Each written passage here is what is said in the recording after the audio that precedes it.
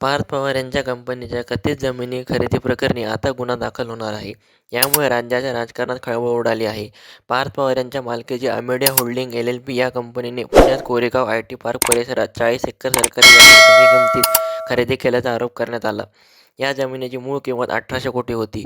पण पार्थ पवार यांच्या अमेडिया या कंपनीने ही जमीन 300 कोटीत खरेदी केल्याचा आरोप करण्यात आला आहे. यामुळे पार्थ पवार यांच्या अमेडिया कंपनीवर गुन्हा दाखल होणार आहे.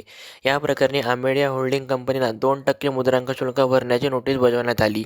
पाहूया काय आहे संपूर्ण प्रकरण. पार्थ पवार यांच्या अमेडिया होल्डिंग कंपनीने मुद्रांक शुल्क भरले होते. मात्र मुद्रांक शुल्क माफी असली तरी फक्त 5% रकमेसाठी आहे.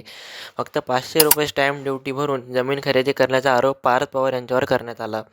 यासाठी मुख्यमंत्री फडणवीस यांनी चौकशी समिती नेमली आहे. यामुळे पार्थ पवारांवर संपूर्ण राज्यभरातून आरोप होत आहेत. काँग्रेस आमदार विजय वडेट्टीवार यांनीही यावर मत व्यक्त केलं.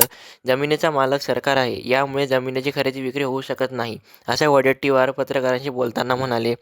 जमिनीचे मूळ मालक कपिल गायकवाड यांनी पॉवर आर्टिनामध्ये जमीन विकण्याचा कुठलाही उल्लेख नाही, असा धक्कादायक खुलासा केला. पार्थ पवार यांनी जमीन विकणे किंवा खरेदी करणे हे बेकायदेशीर आहे, असं मत गायकवाड यांनी माध्यमांशी बोलताना केलं.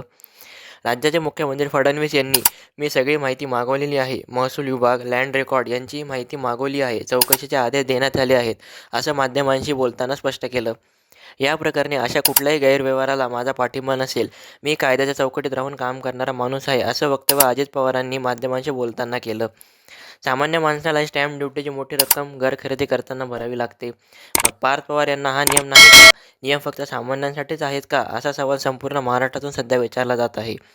या सगळ्या प्रकरणामुळे पार्थ पवार मोठ्या अडचणीत अडकले आहेत.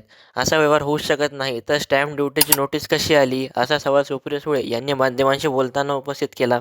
या प्रकरणी संपूर्ण राज्यात याबाबत गोंधळाची स्थिती निर्माण झाली. पण यावर अजित पवार अजूनही शांत आहेत. ते यावर ठाम प्रतिक्रिया मांडत नाहीत. यामुळे हा विषय अजून चर्चेचा बनत चालला आहे. पार्थ पवारांच्या या विषयावर आपल्याला काय वाटते कमेंटमध्ये सांगा आणि चॅनलला सबस्क्राईब करायला तेवढं विसरू नका. धन्यवाद.